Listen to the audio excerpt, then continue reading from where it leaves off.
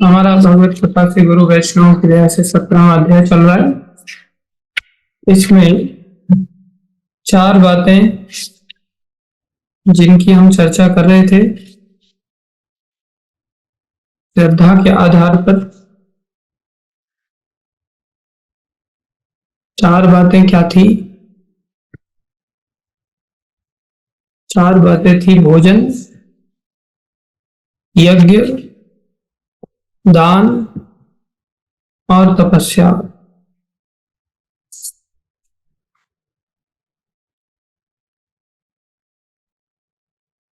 इसमें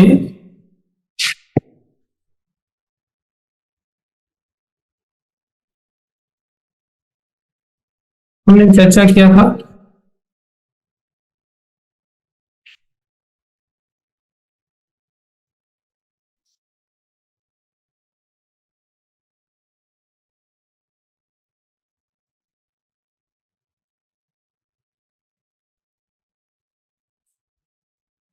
मैं 18वां अध्याय खोल के बैठा हूँ। मैं देख रहा हूँ ये श्लोक दिखाई क्यों नहीं दे रहे हैं। सोचो ये श्लोक तो मैंने पढ़ा नहीं था।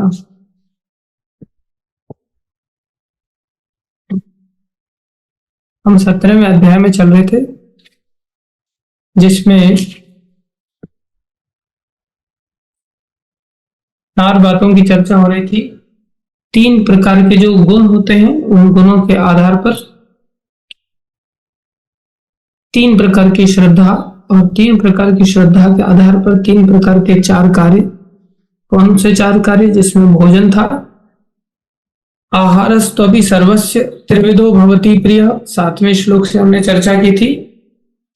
उसमें देखा था कि जो भोजन ताजी पकाए जाते हैं और जो कि आयु को बढ़ाने वाले हैं, बल देने वाले हैं, जीवन को शुद्ध करने वाले हैं, स्वास्थ्य को देने वाले हैं, सुख को देने वाले हैं तथा तृप्ति को देने वाले हैं, जो रसमय हैं, स्निग्ध हैं, विशेष रूप से गाय के दूध आदि से बनाने वाले जो भोजन पदार्थ हैं, हृदय को भाने वाले, ये सब सात्विक भोजन कहे जाते हैं।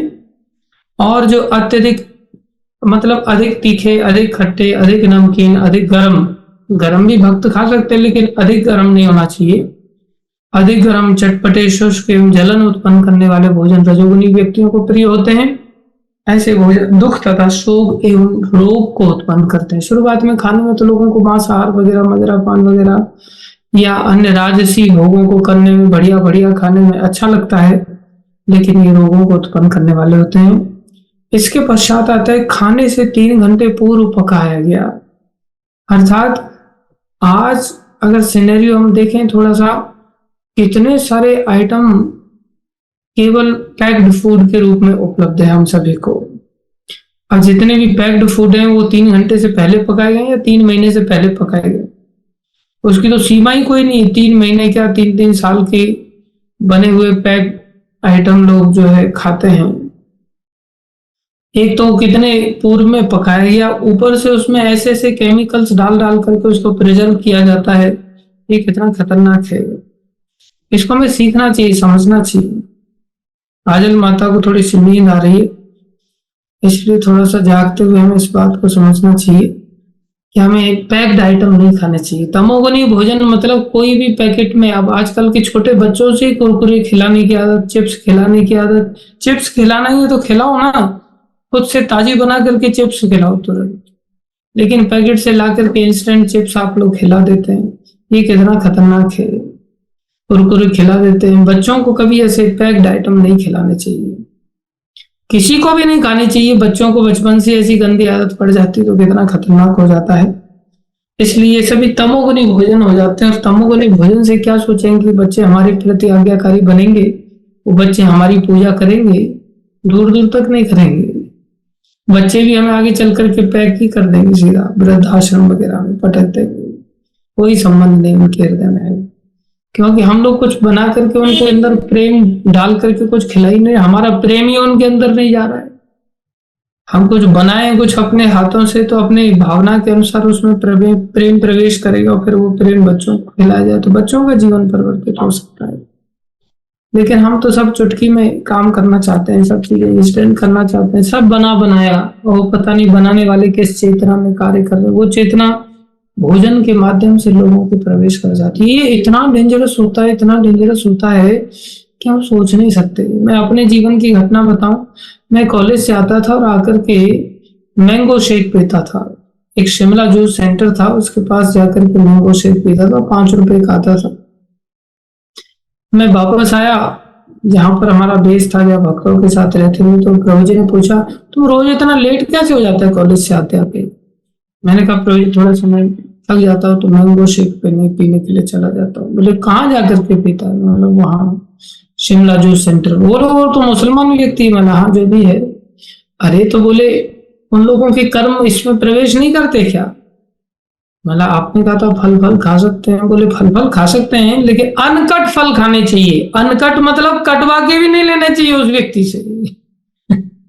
काटने मात्र से उसमें कर्म प्रवेश कर जाता है, और तुम तो उसका पूरा हाथ से निकाल निकाल करके वो जूस बनाता है इसका, और फिर दूध वूध डाल करके क्रश करके तुम्हें खिलाता पिलाता है। इससे कितने कर्म तुम्हारे सर पर चढ़ जाएंगे। हम सब विचार करें, कितने कर्मों को हम अपने सरों पर चढ़ा लेते हैं। कई बार शादी ब्याह में जाते हैं, हम सोचते हैं शादी ब्याह में जाकर फ्रूट ही तो खा रहे हैं, केवल फ्रूट सलाद खा रहे हो। फ्रूट सलाद में खिलाने वाला व्यक्ति रोज मुर्गे काट काट करके घर पे चिकन बनाता है, आज उसको फ्रूट काटने को मिल गया है, आज वो फ्रूट काट करके दे रहा है। चेतना तो उसकी वही है ना, दूषित।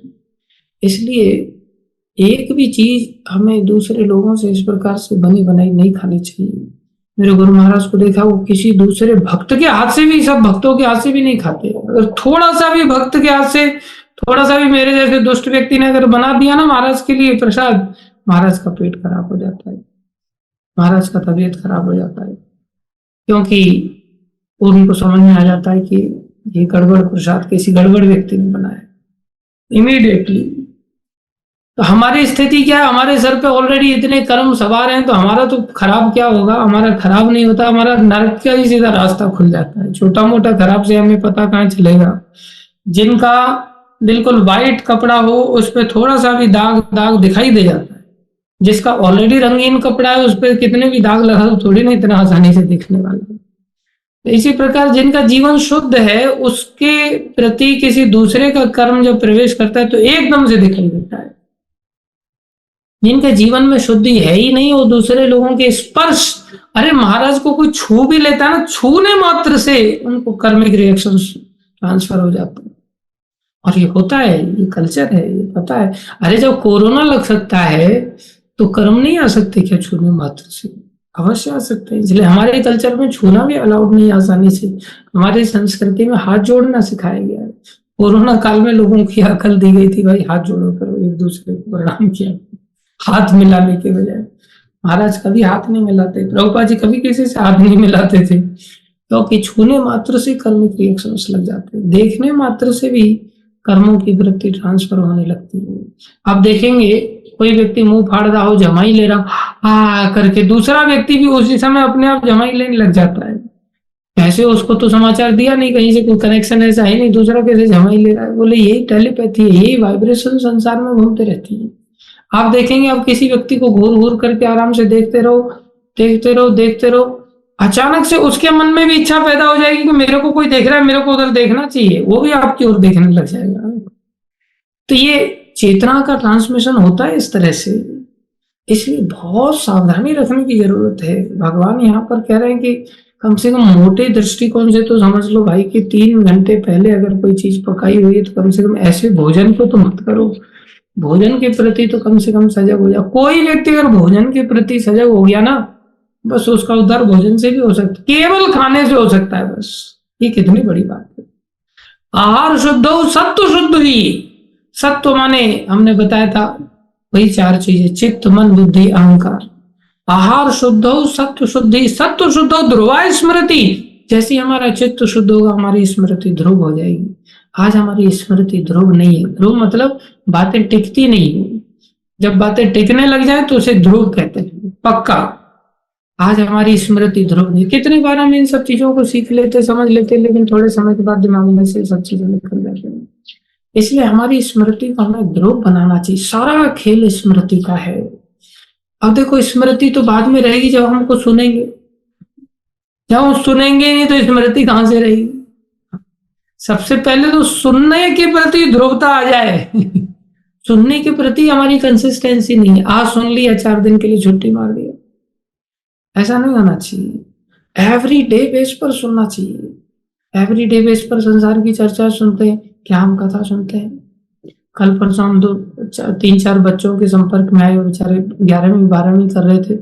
हमने उनसे पूछा, हम ये शरीर नहीं आत्मा है, तुम्हें पता था आज तक इस बात का? बोले नहीं प्रभु जी, आज तक पता ही नहीं था, हम शरीर नहीं आत्मा है। 11वीं 12वीं में चले गए, 19 साल के हो गए। 19 साल में आज तक ये बात कभी सुनने को ही नहीं मिली, हम शरीर नहीं आत्मा। और सुनने को मिली तो उनके दिमाग के कंसेप्ट थोड़े से क्लियर हुए। अब विचार करो, जिसको पता ही नहीं कि वो शरीर नहीं आत्मा है, वो व्यक्ति कैसे प्रयास कर सकता, उसका मन कैसे आत्मा के लिए कार्य करेगा। देखो, एक मकान के अंदर रहने वाले लोग होते हैं, एक मकान के बाहर रहने वाले लोग होते हैं, और बीच में हमारा सूक्ष्म शरीर कार्य करता है। उसको कहते हैं मन, बुद्धि, चित्त और अहंकार। अर्थात बीच में कौन रहता है? बोले उसे डोर कीपर कहते हैं, द्वारपाल कहते हैं। समझो इस एनालॉजी को। मकान के अंदर के रहने वाले लोग तो मकान मालिक है, मकान के बाहर रहने वाले लोग जो दूसरे लोग हैं, और मकान के बाहर और अंदर इन दोनों के बीच में जो गेट पर रहता है उसे गेट कीपर कहते हैं, या द्वारपाल कहते हैं उसको, जो दरवाजे पर रहता है। जब दरवाजे के व्यक्ति को अंदर की जानकारी न होकर के बाहर की जब मात्र जानकारी होगी और वो बाहर के लोगों से मिल जाएगा तो अंदर लुटवा देगा कि नहीं लुटवा देगा अंदर के सेठ को मरवा सकता है। और जब उसको अंदर की ज्यादा जानकारी होगी तो अंदर वालों से प्रेम होगा, अंदर वालों के लिए कार्य करेगा, फिर बाहर की सब चीजें अंदर वालों के लिए कार्य में आ जाएंगी, उपयोग में आ जाएंगी।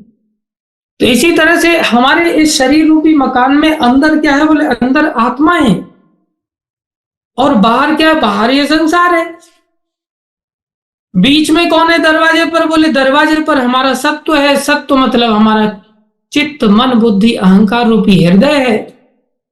हमारा हृदय बीच में है, जिसे मन भी कहते हैं, जिसे हृदय भी कहते हैं। अब इसको अगर अंदर की जानकारी होगी तब अंदर के लिए काम करेगा ना, अंदर की तो जानकारी नहीं इसको। अब ये मिल गया संसार में बाहर के लोगों से, अच्छा बाहर के लोगों से मिल गया, इसको आत्मा की जानकारी बिल्कुल है ही नहीं, हम शरीर नहीं आत्मा, तो आत्मा के लिए कार्य कैसे करेगा? ये तो आत्मा को लुटवा देगा, और आत्मा लुटा देते लोग। फालतू की चीजों में कूदते रहते, नाचते रहते हैं, फालतू के डीजे सॉन्ग्स बजा बजा करके लोग गंदगी खाते रहते हैं। आत्मा की जानकारी नहीं, आत्मा का कभी श्रवण करने का सौभाग्य नहीं मिला, उसके लिए द्वारपाल की तरह खतरनाक बन जाता है। इसलिए सबसे पहले इस द्वारपाल को शुद्ध करना पड़ेगा। द्वारपाल आज संसार से मिला हुआ है, हमारा मन संसार में घुसा हुआ है, हमारा मन आत्मा में नहीं घुसा हुआ है, इसलिए हम अपना नाश करके बैठ जाएंगे। इसलिए सबसे पहले तो हमारी स्मृति तब आएगी जब हम इन बातों को सुनना तो सीखें, लेकिन सुनने के साथ ही हमारी आहार दूषित हो जाता है। आहार दूषित होने के कारण कभी किसी को सौभाग्य मिल भी जाता है, जैसे आप सब सौभाग्यशाली हैं कि हम सभी गीता की चर्चा कर रहे हैं, लेकिन ये बात हमारे दिमाग में सुनने के बाद टिकती नहीं, क्योंकि हम गंदगी खाते रहते हैं। आहार शुद्ध हो, सब तो शुद्ध ही। आहार शुद्ध होने से हमारा मन भी शुद्ध होगा, श्रवण से भी शुद्ध होगा, लेकिन आहार से भी शुद्ध होता है। ये श्रवण क्या है? ये श्रवण भी एक प्रकार का आहार ही तो है। आहार मतलब केवल जीभ से खाने वाला ही आहार नहीं, कान से भी खाने वाला एक आहार है, नाक से भी खाने वाला एक आहार है, आंखों से भी खाने वाला एक आहार है। इन इंद्रियों के माध्यम से हम जो कुछ भी ग्रहण करते हैं इसको आहार कहते हैं। एक इंद्री से तो हमने आहार शुद्ध ले लिया, चलो कानों से तो हम कथा सुन रहे हैं, और दूसरी इंद्री जीभ से हम गंदा तमोगुनी आहार ले रहे हैं। तो इधर से सतोगुनी आहार ले रहे हैं, इधर से तमोगुनी आहार ले रहे हैं, फिर कह रहे प्रभु जी याद नहीं रहता, सुन तो लेते लेकिन याद कुछ नहीं रहता। याद कैसे रहेगा? तमोगुनी जीवन को जी रहे हो। इसलिए समस्त इंद्रियों से हम सतोगुनी आहार ग्रहण करना सीखें। अर्थात भोजन जो मोटे मोटे तौर पर जिसको हम जीव से लेते कम से कम उसमें तो शुद्धि ले आए। आहार को हम इतने बड़े स्तर पर नहीं समझ पा रहे कि कानों के सुनने को भी आहार कहते हैं, आंखों से जो रूप देखते वो भी एक आहार है। इतना गहराई तक अगर नहीं हमारी बुद्धि काम करती, कम से कम जीव तो काम करती है, मुंह तो काम करता है, जिससे स्पष्ट पता चलता है यहाँ से आहार ले रहे हैं। इसलिए हमें ऐसा गंदा आहार नहीं लेना चाहिए। पैकेट आइटम्स बिल्कुल बंद कर देना चाहिए, चाहे बिस्किट है चाहे कुछ भी है। अरे बढ़िया कड़क रोटी बनाओ, वो भी बिस्किट जैसी लगती है, घी डालो बढ़िया एकदम से सुंदर बिस्किट जैसा लगेगा सब कुछ। और जो भूख लगती है ना तो उसको तो सब कुछ बिस्किट जैसा लगता है, सब कुछ अच्छा लगता है। और खाते में ही खाते रहोगे, खाते में ही खाते रहोगे तो भैया बिस्किट में भी नई नई वैरायटी लगेंगी। फिर सिंपल बिस्किट भी काम नहीं करेगा, उसमें भी न जाने कौन कौन सी वैरायटी की और चलते चले जाएंगे। इसलिए खाने के प्रति छोटे बच्चों से लेकर के बड़ों तक सबको सजग करना चाहिए। तमोगुनी भोजन नहीं देना चाहिए। जो भगवान यहाँ स्पष्ट कह रहे हैं ये तामसिक भोजन है। 11वें श्लोक में उसके पश्चात भगवान यज्ञ की शुरुआत करते। भोजन आशा करता हूं आप सबको समझ में आ गया होगा। सतोगुनी भोजन कौन सा? जो कि फ्रेश होता है, रसमय होता है, दूध आदि से अधिक व्यंजन बनाए जाते हैं। उसमें नमकीन खट्टा मीठा सब कुछ होता है, लेकिन बहुत ज्यादा मात्रा में नहीं होता है। ये नहीं दबा के चीनी डाल दिया एकदम से, नहीं। मीठा मतलब आम भी खाने में मीठा लगता है, चीकू मतलब वो भी मीठा है, खजूर वो भी मीठा है। ऐसा मीठा खाओ ना, उससे आपको शुगर भी नहीं होगी। और दबा करके रसगुल्ले मारोगे तो उसमें तो फिर शुगर होने की चांसेस हैं। तो मीठा भी खाना चाहिए, गुड़ वगैरह खा सकते हैं, जो बहुत ज्यादा मीठा उस तरह का नहीं होता है।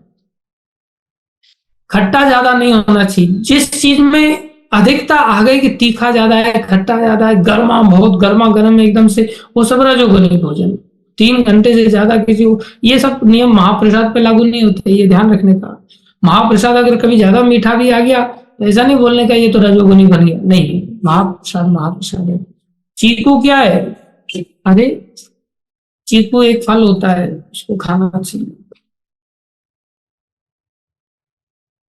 तो इस तरह से सत्वगुनी भोजन, रजोगुनी भोजन, तमोगुनी भोजन आपको समझ में आ गया होगा।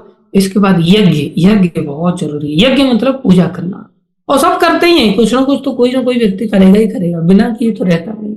सतोगुनी पूजा करना सीखें। सतोगुनी पूजा कौन सी है?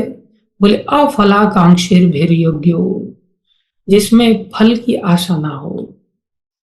फल की आशा नहीं है, कोई कामना नहीं है, कुछ चाहते नहीं, तो फिर यज्ञ करेंगे क्यों? बोले हाँ, यज्ञ तरह तरह के स्तर पर किए जाते हैं। 4 स्तर होते हैं। यज्ञ मतलब पूजा, यज्ञ मतलब भगवान की आराधना, 4 स्तर पर की जाती है। एक स्तर तो है कि भाई अगर भक्ति नहीं किया, भगवान की सेवा नहीं किया तो नरक में जाएंगे, कुत्ता बनेंगे, बिल्ली बनेंगे, या भगवान हमारा कुछ गड़बड़ कर देंगे, इसलिए रोज थोड़ी घंटी हिला करके पूजा करते रहो। इसको कहते हैं भय के साथ पूजा करना, भयभीत होकर के। दूसरे बोले एग्जाम देने के लिए जा रहे हैं, प्रणाम कर लो नहीं तो फेल हो जाएंगे। क्या है? भय है। हम भय के कारण पूजा करते। दूसरा स्तर होता है, इससे ऊंचा स्तर होता है जिसमें कुछ फल चाहिए। फल मतलब नौकरी लग जाए, एग्जाम में पास हो जाए, पत्नी अच्छी मिल जाए, पति अच्छा मिल जाए, प्रमोशन हो जाए, मकान दुकान बढ़िया मिल जाए, भूकंप आए तो हमारा मकान गिरे नहीं, पड़ोसी का गिर जाए चलेगा। इस तरह से हम कुछ ना कुछ फल चाहते हैं, अपने लिए भी चाहते हैं, दूसरों के लिए भी चाहते हैं। अपने लिए चाहते हैं हम ठीक ठाक घर पे पहुंच जाए, दूसरे के लिए चाहते हैं इसकी टांग टूट जाए रास्ते में। इस तरह से हम कुछ ना कुछ फल की आकांक्षा करते हैं। कोई भी व्यक्ति किसी भी फल की आकांक्षा को लेकर के जब कोई यज्ञ करता है तो बोले वो एक दूसरा स्तर है, बदले में हम कुछ चाहते हैं। तीसरा स्तर है, उसको कहते हैं कर्तव्य का स्तर। भाई भगवान ने हमें पीने के लिए पानी दिया है, भगवान ने हमें हवा दिया है, भगवान ने हमें सूर्य देव का प्रकाश दिया है, ये सब फ्री में ही तो भगवान ने दिया है। और भगवान ने हमें प्राण दिए हैं, भगवान ने हमें मनुष्य शरीर दिया है, भगवान ने हमें खाने पीने के दुनिया भर के व्यंजन आदि दिए हैं। भगवान ने सारी सृष्टि में हमारी पहले से ही, जब दांत नहीं थे तब दूध दे दिया, दांत भी दे दिए, भगवान ने तरह तरह के व्यंजन हम सबको दे दिए। भगवान ने हमारे लिए कितना कुछ किया है। गर्भ में भगवान ने हमारी रक्षा किया, उस समय तो भगवान के लिए कुछ भी नहीं कर पा रहे थे। कृतम जानाति इति कृतज्ञम, भगवान के कार्यों को जान करके भगवान के लिए कुछ करना, ये क्या है? बोले ये हमारा कर्तव्य है। कर्तव्य क्या? बोलिए करना है। जैसे नौकरी पर जाना है तो जाना है, क्योंकि नौकरी पर जाना हमारा कर्तव्य है। बच्चों का पालन करना है तो क्यों करना है? बच्चे मेरे हैं बाबा, क्यों नहीं पालन करूंगा मैं? मेरे को बच्चों को पालन करना है। ये नहीं कि बच्चे लोगों से मेरे को 20 रुपया एक रोटी का मिलेगा तो ये एक एक रोटी ला करके खरीद के दूंगा, नहीं, ऐसा कोई नहीं सोचता। क्यों? क्योंकि हमारा कर्तव्य है, माता पिता का पालन करना कर्तव्य है। माता पिता बच्चों का पालन करते हैं, बच्चे माता पिता का पालन करते हैं। इसी प्रकार भगवान की सेवा करना, भगवान की भक्ति करना, क्यों करना? बोले मेरा कर्तव्य है। सुबह सुबह जाकर के मुझे कर्तव्य के कारण, वास्तव में भक्ति की शुरुआत तो यहाँ से होती है। उससे पहले वाली भक्ति तो भक्ति है ही नहीं, वो तो बनियागिरी है या मिसअंडरस्टैंडिंग के साथ भक्ति है, जिसमें हम भयभीत हो रहे। अरे भगवान से क्यों भयभीत करना होना? भगवान क्या हमें कुछ बिगाड़ेंगे? हमारा भगवान क्यों बिगाड़ेंगे? हमारे कर्मों से हम अपना बिगाड़ते हैं। भगवान हमारे दुश्मन थोड़ी है। तो भयभीत होकर के भगवान की भक्ति करने की जरूरत नहीं है, ना ही कुछ लेन देन की आशा से भक्ति करने की जरूरत है। भगवान ने शरीर दे दिया, सब कुछ तो दे ही रहे बेचारे, क्या नहीं दिया उन्होंने। हमें कर्तव्य बुद्धि से भगवान की भक्ति करनी चाहिए। चौथा स्तर है जिसमें प्रेम के चलते भगवान की भक्ति करता है व्यक्ति। अब कर्तव्य में तो ऐसा है भाई भोग लगाना है, लगाना है। अब भोग लगाने में उसके अंदर वैरायटी नहीं आएगी। कर्तव्य में उसको इतना आ रहा है कि कर्तव्य में लगाना है बस नियम पूर्वक। प्रेम में क्या है? ये चेक करना है कि मिठाई की खट्टा है, सबरी माता की तरह। वो बेर भोग लगा रही है, लेकिन प्रेम में ऐसा अधिकार है। अब हमारा प्रेम अगर ऐसा नहीं और हम चेक करने चले गए तो भोग लगाने के लिए छूटेगा ही नहीं। मीठे मीठे बेरों को हम खुद ही खा जाएंगे, खट्टे खट्टे छोड़ देंगे भगवान को भोग लगाने के लिए। क्योंकि हमारे हृदय में भगवान से प्रेम थोड़ी, हमारा तो खुद से प्रेम है। इसलिए चेक करने के लिए जाएंगे तो ज्यादा खतरा है हमारे लिए। इसलिए हम लोग चेक करके भोग नहीं लगा सकते। आचार्य लोग जो श्रेष्ठ स्तर पर हैं, जो महाभागवत वैष्णव हैं, जिनका कि भगवान के प्रति प्रेम है, वो चेक करेंगे भी तो भी उनको चेक करने का दोष नहीं लगेगा। जैसे हमने एक घटना बताया था कि एक शिष्य था, उसका गुरुजी के प्रति बहुत प्रेम था और गुरुजी को पान खाने की आदत थी। और गुरुजी के दांत चले गए तो गुरुजी ने चेले को पान दे दिया, बेटा तू इसे चबा करके दे दे मेरे को, मेरे से चबाया नहीं जा रहा है, चबा के दे दे कूट करके, मैं फिर इसको खा लूंगा, अंदर अंदर चूसता रहूंगा। उसने लिया मुंह में, चबा करके अच्छी तरह से दांतों से पकड़ा दिया। बाकी चेले लोग भिड़ गए उससे, बोले तू कैसा चेला है, कैसा दुष्ट है, गुरुजी को झूठा खिलाता है, नरक में जाएगा। बोले मैंने तो खाया ही नहीं। बोले क्या बात कर रहे हो, तुमने खाया नहीं, तुम्हारा ये जबड़ा में मुंह में अंदर गया नहीं क्या? बोले नहीं, मेरे को कुछ नहीं पता चला पान का स्वाद कैसा है, क्योंकि लक्ष्य इतना था तो उसको ये पता ही नहीं कि पान का स्वाद क्या है, चबाने का काम किया। बोले मेरा मुंह थोड़ी है, मेरा मुंह तो खल्लड़ है जिसमें कूटने का काम किया जाता है गुरुजी के लिए, मैंने तो ऐसा कार्य किया। बोले बड़ा आया खल्लड़ वाला, चल निकाल के दिखा इस खल्लड़ को बाहर। तुरंत जबड़े में हथौड़ा मारा, निकाल के दे दिया, ये लो मेरा है ही नहीं। तो ऐसे लोगों के अंदर प्रेम जागृत होता है। ये प्रेम कब जागृत होता है? जब हम बनियागिरी से ऊपर उठते हैं लेन देन से ऊपर उठते हैं, जब हम किसी फल की आकांक्षा के बिना कार्य करते हैं, तो कर्तव्य बुद्धि से करने मात्र से ही हम ऊपर उठ जाएंगे, प्रेम जागृत हो जाएंगे। प्रेम जैसे ही जागृत हो गया बस बन गई शुद्ध भक्ति, फिर हो गए गुणातीत, हम गुणों को पार कर जाएंगे, भगवान के धाम की प्राप्ति हो जाएगी। इसलिए जो सतोगुणी लोग होते हैं उनको चाहिए कि हम सभी कर्तव्य बुद्धि से कार्य करें।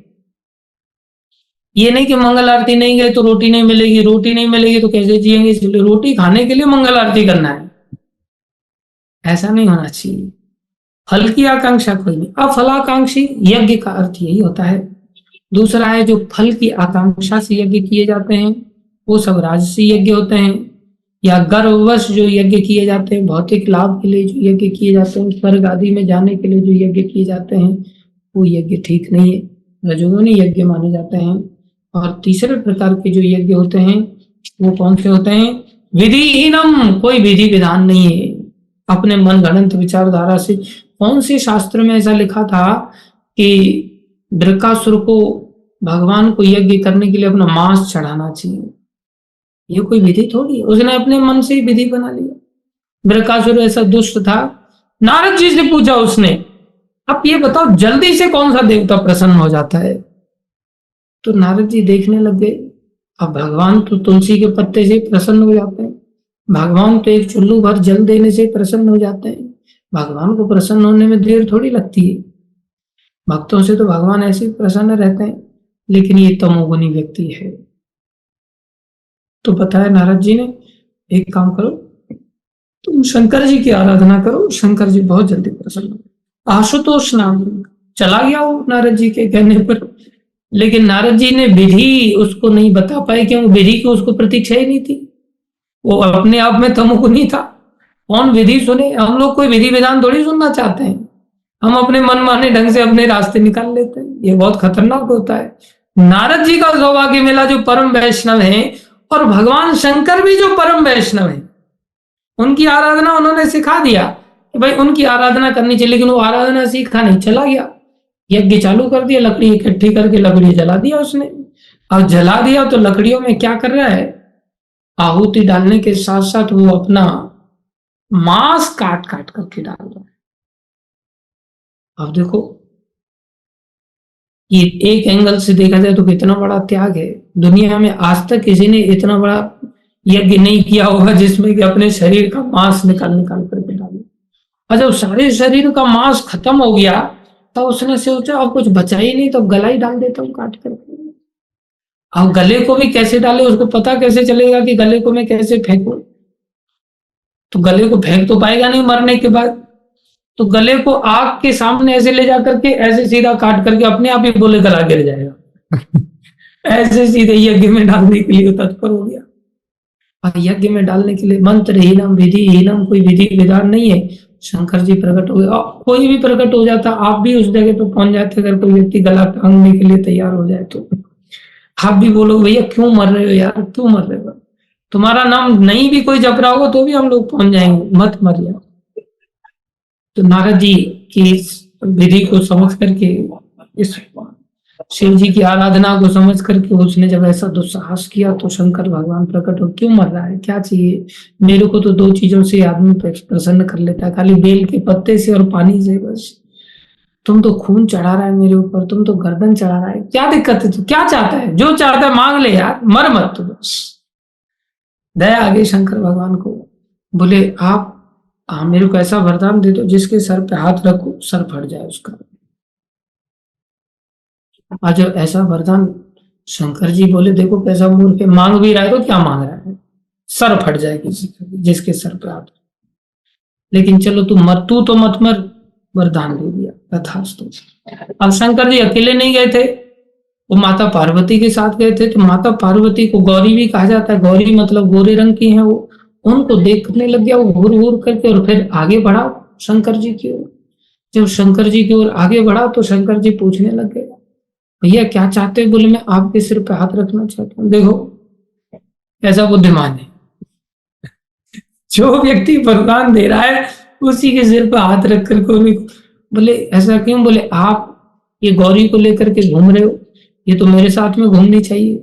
आपको घूमना घुमाने के लिए तो ये कोई अच्छी चीज नहीं है, आप तो बैरागी व्यक्ति, मैं भोगी व्यक्ति, ये सब घोर भोगी होते हैं। तो शंकर भगवान के पीछे भागा, बोले आप बीच में आ रहे हैं हम दोनों के, आप रास्ते से हट जाएंगे तो मेरा रास्ता साफ हो जाएगा। कितने सारे ऐसे लोग तमोगुनी होते हैं जो इस प्रकार से एक गर्लफ्रेंड को लेकर के दो दो लोग एक दूसरे को मारपीट करके मारने पर उतारू हो जाते हैं। वो सोच रहे एक गौरी के बीच में हम दो लोग हैं, तो बोले पहले आपको हटा देता हूँ।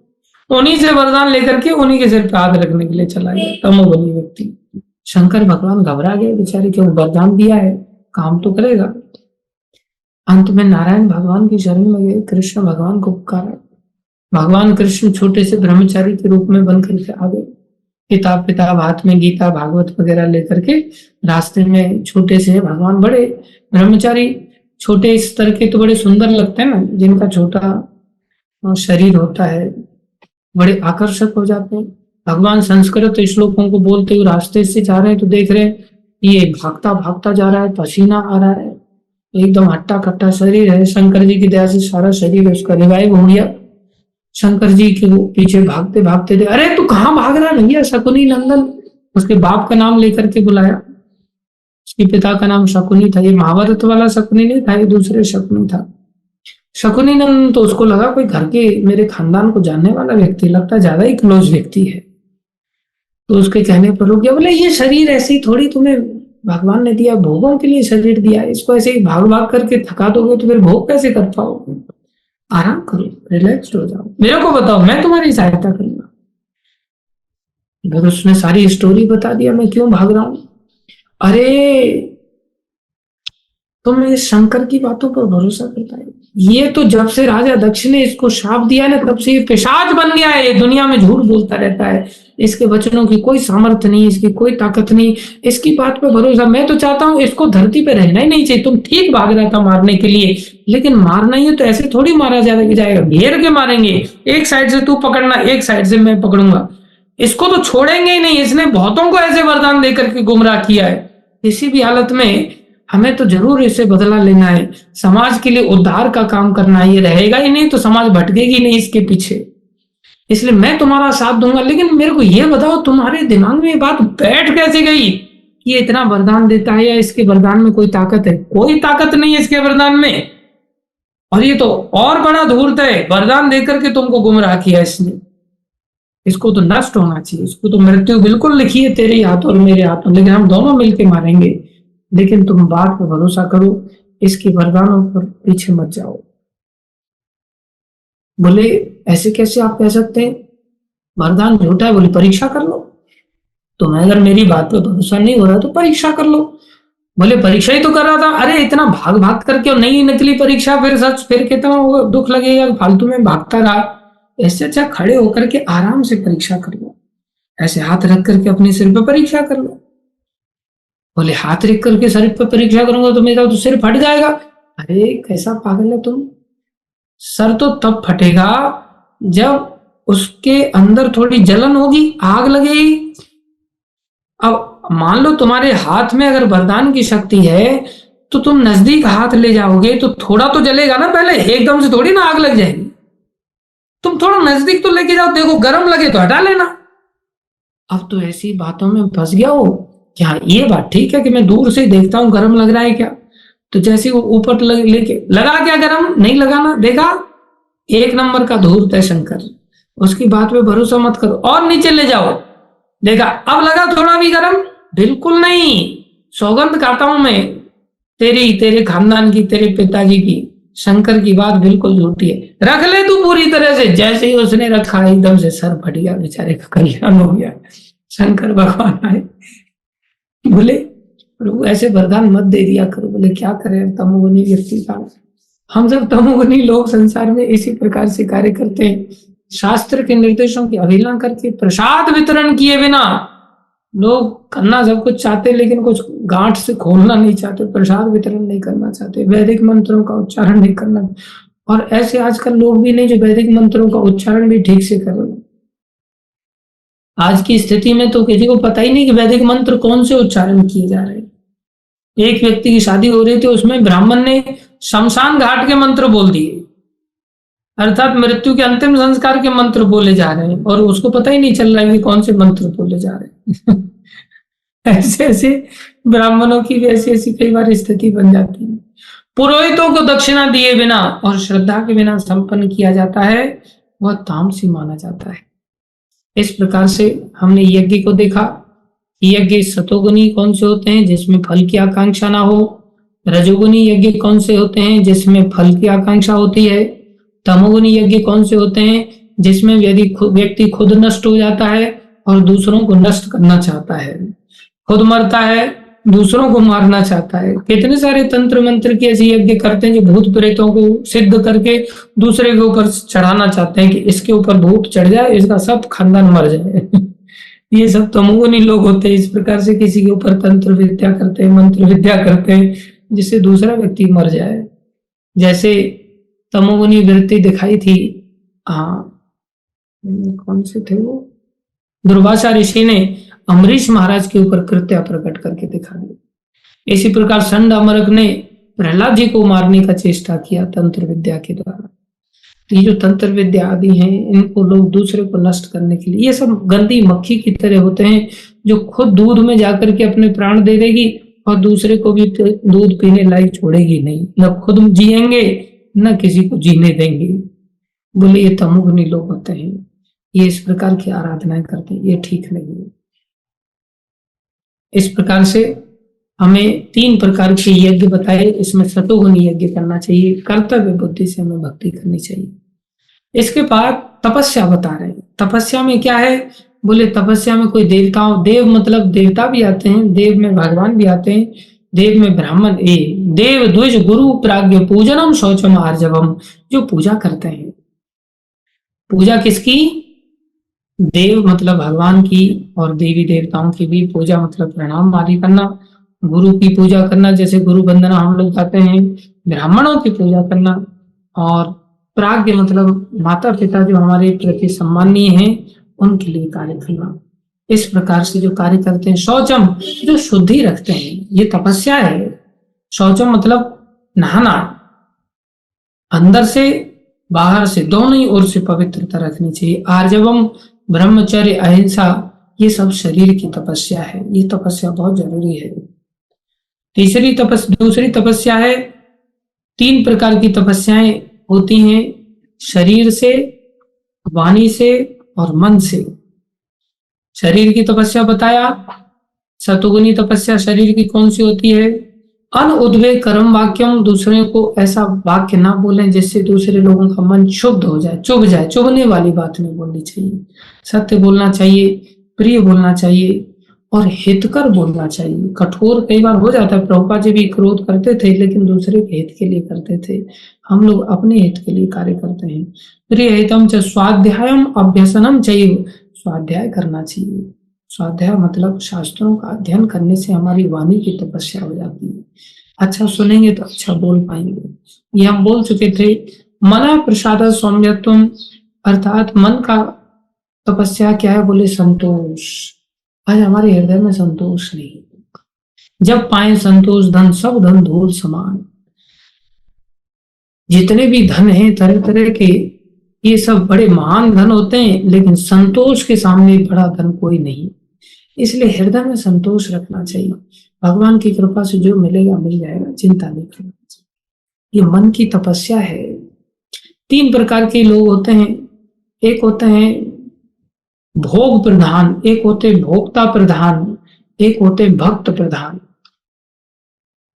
जो मन से इस तरह से कार्य करना सीखते हैं। तो भोग प्रधान कौन से होते हैं? जो भोगों के पीछे भागते हैं, एकदम से पागल हो जाएंगे। जैसे मान लो पंगत बट रही हो तो उनको ये सबर नहीं है कि वो शांति से बैठेंगे तो यहाँ भी आएगा, वो प्लेट उठा करके चले जाएंगे और सीधा बाल्टी से लेना चालू कर देंगे। अरे तुम्हारे लिए आहार है भैया बांटने के लिए, थोड़ा धैर्य धारण करो। धैर्य नहीं धारण करते, सीधा जाकर के भर लेंगे अपने आप ही खुद से।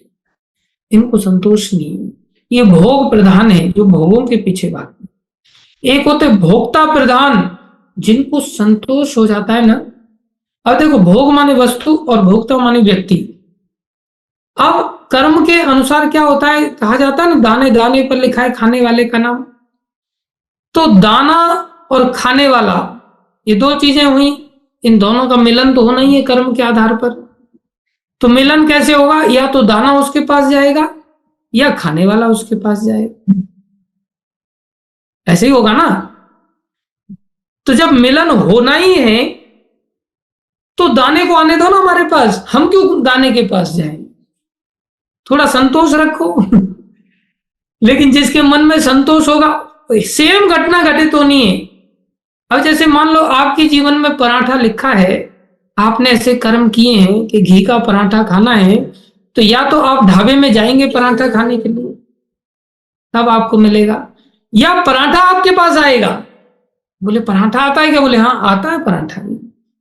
कैसे आता है? आप ढाबे में नहीं जा रहे, मंदिर में बैठे हुए, पराठे का भोग लगा, तो पराठे का प्रसाद बटा तो आपके पास आ गया। आप कौन से ढाबे में गए? अपने आप ही आपके पास पराठा पहुंच गया, अपने आप ही आपके पास लड्डू पहुंच गया। तो हमारे अनंत जन्मों के कर्म है, अनंत जन्मों के कर्मों से हमें फल मिलेंगे ही मिलेंगे। फिर चाहे हम घर में रहें वहां भी फल पहुंचेगा, मंदिर में रहें वहां भी फल पहुंचेगा, नौकरी पर रहें वहां भी फल पहुंचेगा। फल तो हमारे साथ मिलना है ही, क्योंकि भोक्ता और भोग का संबंध है। तो भोग भोक्ता के पास जाए वो अच्छा है, या भोक्ता भोग के पास जाए वो अच्छा है? बेस्ट है भोक्ता के पास भोग पहुंचना चाहिए, और वो प्रकृति के नियम के अनुसार पहुंचता है। लेकिन ये स्तर पर वो व्यक्ति आता है जो भोक्ता प्रधान है, जिसने प्रधानता अपने आप को दी है। अपने आप को दी है मतलब भोगों को नहीं दी, खुद को प्रधानता देकर के आराम से बैठा है। मेरे भाग्य में होगा तो आएगा, क्यों नहीं आएगा? तो फिर मैं क्या करूं, खाली बैठा रहूं? बोले नहीं, मुझे थोड़ा भजन करना चाहिए, मुझे मंदिर में जाना चाहिए। इसलिए ऐसे संतोषी लोग जीवन को मंदिर में सौंप देते हैं। जिनके अंदर ऐसा संतोष नहीं है, मन की संतोष की तपस्या नहीं है, मन की तपस्या नहीं, वो लोग संसार में नौकरी चाकरी के पीछे भागते हैं और भोगों को इकट्ठा करने के लिए नोट इकट्ठा करते रहते हैं, फिर नोटों को खर्च करने के लिए भागते हैं, दुकानों पर जाते हैं, इधर उधर जाते हैं। अरे कुछ करने की जरूरत नहीं भैया। हम कल परसों वृंदावन से आ रहे थे, तो हमारे साथ में एक प्रभु जी जगदीश हरि प्रभु, तो मैंने कहा उनसे चलो यार एक दो संतरे ले लो। तो संतरे लिए उन्होंने, तो उन्होंने 3 संतरे लिए। 3 संतरे लिए तो मेरे को कह रहे हैं प्रभु जी पता है ये संतरे 3 कितने क्या है? मतलब कितने क्या है? बोले 80 रुपए क्या है? मतलब लौटा दे वापस जाकर के, उसको नहीं खाने संतरे। उसने तीनों संतरे बेचारे ने लौटा दिए। मेरे कहने पर उसने मेरे लिए लिए थे और तीनों के तीनों संतरे उसने लौटा दिए जाकर के 80 रुपए के। बोले प्रभु जी 80 रुपए के 3 संतरे, छोटे छोटे संतरे 3। बोले आज तक वो फल वाले को कह रहा है वो, भैया मैंने कई सालों से आज तक फल ही नहीं खरीदे, मेरे को पता होता इतना रेट चल रहा है संतरों का तो बोले मैं तो पहले ही नहीं खरीदता। मेरे को कितना बुरा लग रहा है कि मैंने तेरे से खरीदने के बाद तेरे को लौटा रहा हूं और 80 रुपया वापस ले लो। उसने लौटा दिए। अब इसका मतलब ये नहीं कि साधु जीवन में हम लोग संतरे खाते नहीं, इतने संतरे खाते कि संतरे सड़ जाते हैं कई बार। लेकिन हमें संतरों का भाव पता नहीं कि संतरे क्या भाव आ रहे हैं। बताओ संतरे हमारे भाग्य में मिल रहे हैं कि नहीं मिल रहे हैं? मैंने उसको लौटवा दिया, मैंने लौटा दे यार, 80 रुपए के संतरे क्यों खाएंगे? नहीं खाएंगे हम बिल्कुल भी। हम भोक्ता प्रधान है, भोग प्रधान थोड़ी है। संतरे के भाग्य में लिखा होगा तो हमारे पास आएगा, हम नहीं खाएंगे। और फिर बाद में हमारे पास संतरे भी आए, खरबूजे भी आए, तरबूजे भी आए, पपीता भी आए, दुनिया भर के फल आए, हमने किसी रेट को पता नहीं किया। तो ये जीवन एक अलग जीवन है जिसमें हम संतोष की जब ऐसी तपस्या करते हैं तो हम भोक्ता प्रधान बन जाते हैं। अच्छा हम भोक्ता प्रधान बन जाते हैं तो हमें फिर किसी चीज के रेट की भी पता करने की जरूरत नहीं पड़ेगी, चीजें बिना रेट के हमारे पास पहुंच जाएंगी, पॉकेट में पहुंच जाएंगी। कितना बढ़िया है ना। और संसार में अगर रहेंगे तो रगड़ा लगता रहेगा, वहां कुछ नहीं पता चलने वाला है भक्ति भक्ति का। वहां तो केवल 3 ही चीजें याद रहेंगी। थोड़े दिन तो चलो हा ही होता है, रंगरलियां लोग मनाते हैं, बाद में क्या होगा, लोग भूल गए राग रंग, भूल गए हेकड़ी। 3 चीज याद रही, नॉन तेल लाकड़ी। संतरे तो भूल ही जाते हैं लोग खाना। नमक क्या रेट है, तेल क्या रेट है, लकड़ी के रूप में आजकल लकड़ी यूज नहीं करते, गैस यूज करते, गैस का सिलेंडर क्या रेट आ रहा है। बस 3 ही चीजें लोगों को याद रहती है। इसी के भाव जुटाते जुटाते लोगों की हालत खराब हो जाती है। क्यों? क्योंकि वो भोग प्रधान थे। हमें थोड़ा संयम सीखना चाहिए। नहीं खाना संतरा, छोड़ो यार, भोक्ता प्रधान बनना चाहिए। तो एक है भोग के पीछे जाना, एक है भोक्ता बन करके भोग को अपने पीछे लेकर जाना। एक है कोई पुरुष स्त्री के पीछे भाग रहा है, अरे पीछे क्यों भागना है? ऐसे बनो कि स्त्री तुम्हारे पीछे भागे, ऐसे बनो कि पुरुष तुम्हारे पीछे भागे। क्यों पुरुषों के पीछे भागना? ऐसे कुत्ता कुतिया का जीवन व्यतीत नहीं करना चाहिए। जीवन भोक्ता प्रधान होना चाहिए। ऐसे भोक्ता प्रधान वाले लोग कभी कभी मंदिर में ज्वाइन करके अपने जीवन को समर्पित कर देते हैं, टेंशन फ्री होकर। और ये सच है। आप सोचो मंदिर में सूखी रोटी मिल रही, ऐसा भी होता है। आप उस समय अगर घर पे होते ना, आपके कर्मानुसार वहां भी सूखी रोटी मिलनी थी। ऐसा मत सोचो कि घर पे पकौड़े मिल रहे थे। बोले घर पे तो मेरे घर वाले बहुत प्यार करते हैं, प्यार करते, लेकिन उस दिन झगड़ा होने वाला था और झगड़े में आपको जली रोटी खानी पड़ती उस दिन। मंदिर में थे इसलिए वहां सूखी रोटी आपके कर्मों से मिली, घर पे रहते तो वहां भी सूखी नहीं जली मिलने वाली थी। वो तो मंदिर के कारण थोड़े से आपको पुण्य जनरेट हो गए, इसलिए आपको थोड़ी जली की वजह सूखी रोटी मिल गई। इसलिए भोक्ता प्रधान बने, संतोषी व्यक्ति बन सकता है। लेकिन भक्त प्रधान उससे भी बड़ा होता है। भक्ति प्रधान जो क्या करता है, भोग उसके पास आएगा, लेकिन आने के बाद वो ऐसा नहीं मेरे को घड़ी गिफ्ट मिल गई तो घड़ी हत्या ली, उसने खुद ही ले ली। किसी ने डब्बा दे दिया मिठाई का तो डब्बा ही उसने पैक करके रख लिया, वो डब्बा मैं ही खाऊंगा। क्यों? भोक्ता प्रधान था, मैं मेरे भाग्य में था, मेरे को सामने वाले ने दिया है। नोटों का बंडल आ गया तो खुद ही लेकर के बैठ गया, ये दान में मेरे को मिल रहा है, मैं किसी को क्यों दूं, मैं इसका एंजॉयमेंट करूंगा। नहीं, भक्ति प्रधान उसको कहते हैं जो उसके कर्मों से आ गया लेकिन अब उसे ग्रहण नहीं करता, उसे बांट देता है दूसरों में। थोड़ा सा खुद भी ले सकता है, लेकिन बांट करके, अकेला अकेला नहीं। जब बांट करके कोई व्यक्ति कार्य करता है तो उससे उसकी भक्ति बढ़ जाती है, उसको भक्ति प्रधान कहते हैं। इसलिए ये मन की तपस्या है, लेकिन मन ऐसी तपस्या करने के लिए तैयार कहाँ रहता है? मन में इतना धैर्य कहाँ है? मन में तो इतनी कुलकुलाहट होती है कि बस नजर हटी, दुर्घटना घटी, दूसरे व्यक्ति की नजर चुरा करके मार देते हैं चीजों को। ये खतरनाक होता है। इसलिए मना प्रसाद सौम्यतम मौनम आत्म विनिग्रह भाव संशुद्धि तपो मानम मानसम उच्यते, अर्थात संतोष, सरलता। अब भोक्ता प्रधान बन जाएंगे तो भी सरलता थोड़ी होगी। अलग अलग स्टाइल का बीड़ बैग लेंगे, अलग अलग स्टाइल में धोती लगाएंगे, अलग अलग स्टाइल की मैचिंग वाला सैंडल पहनेंगे, सब मैचिंग रहेगा नहीं। सिंपल होना चाहिए, सरल होना चाहिए। सरलता, गंभीरता, आत्म संयम एवं जीवन की शुद्धि, ये मन की तपस्याएं हैं। ये तपस्या है, करनी पड़ेगी। श्रद्धया परया तप्तम तपस त्रिविधम नरे अफलाकांक्षिर्भिर्युक्ते सात्विकीं परिचक्षते चक्षुते। भौतिक लाभ की इच्छा न करने वाले तथा केवल परमेश्वर में प्रवृत्त मनुष्यों द्वारा दिव्य श्रद्धा से संपन्न यह 3 प्रकार की तपस्या सात्विक तपस्या है। कौन सी 3 प्रकार की तपस्या थी? शरीर की तपस्या, वाणी की तपस्या और मन की तपस्या। शरीर की तपस्या कैसे थी? पूजा करने से, शरीर से पूजा करनी चाहिए, प्रणाम करना चाहिए, स्तुति करनी चाहिए। और वाणी की तपस्या क्या थी? वाणी की तपस्या शास्त्र अध्ययन करने से वाणी में मधुरता आ जाती है, मिठास आ जाती है और हितकारी हम दूसरों के लिए बोलने लगते हैं, प्रियता आ जाती है। ये सब शास्त्र अध्ययन करने से आ जाता है। इसलिए शास्त्रीय श्रद्धा बहुत जरूरी है। और मन की तपस्या क्या है? हम संतोषी बने, अपने चित्त को भटकाएं नहीं। हमें पता होना चाहिए एक जन्म के कष्टों को थोड़ी पा रहे। कष्ट जब बिना बुलाए आ गए तो सुख भी तो बिना बुलाए आएंगे ना। तू सुखों के पीछे भागना पागलों की तरह, ये तो बिना प्रयास किए भी आएंगे, लेकिन भक्ति बिना प्रयास के नहीं आएगी। भक्ति के लिए प्रयास करना पड़ेगा। इसलिए भोग प्रधान न बन के, भोक्ता प्रधान न बन करके हम भक्ति प्रधान बने। ऐसे अगर बन जाते हैं, ये क्या है? मन की तपस्या है। तीनों स्तर की जो तपस्या है, जिसमें श्रद्धया परया तप्तम। जब परा श्रद्धा कौन सी थी? हमने बताई थी, शुरू से ही बताते आ रहे। परा श्रद्धा मतलब शास्त्रों की श्रद्धा। शास्त्र के आधार पर जब हम कार्य करना सीख जाते हैं, तपस्या करते हैं, अच्छा नहीं लगता है। तपस्या का अर्थ ही अच्छा न लगना फिर भी करना, उसको तपस्या कहते हैं। शास्त्र के आधार पर जब ऐसी श्रद्धा को प्राप्त कर लेते हैं तो ऐसी 3 प्रकार की तपस्या बोले सात्विक तपस्या कही जाती है। सत्कार मान पूजार्थम, हमारा बहुत बड़ा सत्कार होगा। भैया मैंने इतना भंडारा किया है, मेरा हरि बोल बुलवाओ, मेरे को माला पहनाओ, मेरा सत्कार होना चाहिए, मेरा मान होना चाहिए। मैंने ये चीज दिया है, मेरा नाम लगा दो, बोर्ड लगा दो मेरा नाम कि मैंने इतना बड़ा दान दिया है। इससे क्या हो? सब वाहवाही करेंगे, वाह भैया इसने देखो कितना बड़ा दान, कितना बड़ा दानी है, कितना बड़ा दानी है। चलूंगा तो हर व्यक्ति मेरी ओर देखेगा, इन्होंने 1 करोड़ दान दिया, इन्होंने 10 लाख दान दिया। ऐसे सत्कार के लिए, अगर कोई मान के लिए या लोगों से पूजा करवाने के लिए ऐसा कोई अगर तपस्या करता है, तब वो दम्भेन चाहिए। भैया दम्भ माने खुद धार्मिक नहीं है, लेकिन धार्मिक होने का दिखावा कर रहा है, उसे दम्भ कहते हैं। क्रियते तदेहि प्रोक्तम राजसम चलम ध्रुवम।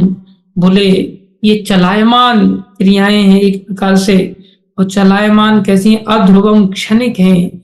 इस प्रकार से जो तपस्या दम्भ पूर्वक तथा सम्मान सत्कार में पूजा कराने के लिए संपन्न की जाती है, वो रजोगुनी तपस्या कहलाती है। यह न तो स्थायी होती है और न ही शाश्वत होती है। कैसी होती है? चलम, चलायमान होती, चंचल होती है, ये हमें कभी संतुष्टि नहीं देगी। और अध्रुवम, टेम्परेरी होती है। प्रभुपाद जी यहाँ लिख रहे हैं नीचे, कभी कभी तपस्या इसलिए की जाती है कि लोग आकर्षित हों। जैसे मैं आपके सामने गीता का प्रवचन दे रहा हूं, लोगों को आकर्षित करने, ये ठीक नहीं। रजोगुनी लोग अपने अधीनस्थों से पूजा करवाते हैं और चरण धुलवा करके धन चढ़वाते हैं, पैर धुलवाते हैं, धन चढ़वाते हैं। तपस्या करने के बहाने ऐसे कर, बोले मैं इतना बड़ा तपस्वी बन जाऊंगा, मौन व्रत धारण किया इतने सालों से, चलो प्रणाम करो सब लोग। तो कोई व्यक्ति प्रणाम करता है, कितना अच्छा लगता है। तो जो मौन व्रत धारण कर रहा हूँ लक्ष्य ये लेकर के कि सब लोग मेरे को प्रणाम करेंगे, बोले वो रजोगुनी तपस्या कहला जाएगी। इसके फल क्षणिक होते हैं, इसके फल भगवान नहीं होते। इसके पश्चात कह रहे मूढ़ ग्राहेण आत्मनो यत् पीड़या क्रियते तपः परस्योत्साधनार्थम वा तत्तामसम उदाहरतम। मूर्खतावश आत्मोत्पीड़न के लिए, अन्यों को विनष्ट करने या हानि पहुंचाने के लिए जो तपस्या की जाती है, जैसे खुद मरेंगे दूसरे को मारेंगे। प्रभुपाद जी कह रहे हैं जैसे हिरण्यकशिपु था, अमर बनने के लिए, देवताओं को वध करने के लिए कठिन तपस्या किया, ऐसी वस्तुएं मांगी और बाद में वो खुद मारा गया, वो तपस्या तामसी तपस्या। जैसे हिटलर था, कितने सारे लोगों को मारा और खुद उसने अपने आप में शूट करके खुद सुसाइड करके मर गया, ये ठीक नहीं। इस प्रकार की जो तपस्याएं हैं ये सब तो मुझे तपस्या होती है। तो 3 चीजें हमने सीखी, भोजन सीखा, भोजन 3 प्रकार का, सतोगुनी, रजोगुनी, तमोगुनी। भोजन में कौन सा सतोगुनी, जो फ्रेश हो, विशेष रूप से भोग लगा करके होना चाहिए। और रजोगुनी भोजन कौन सा, जो अधिक खट्टा, अधिक मीठा, अधिक तीखा और जो दुखकारी है, शरीर को रोग पैदा करने वाला। तीसरा तमोगुनी भोजन, जो 3 घंटे से ज्यादा देर से पहले ही बना दिया गया हो, जितने भी पैक्ड आइटम है सब तमोगुनी भोजन है, छोड़ देना चाहिए। रजोगुनी ये, इसके पश्चात हमने यज्ञ सीखा।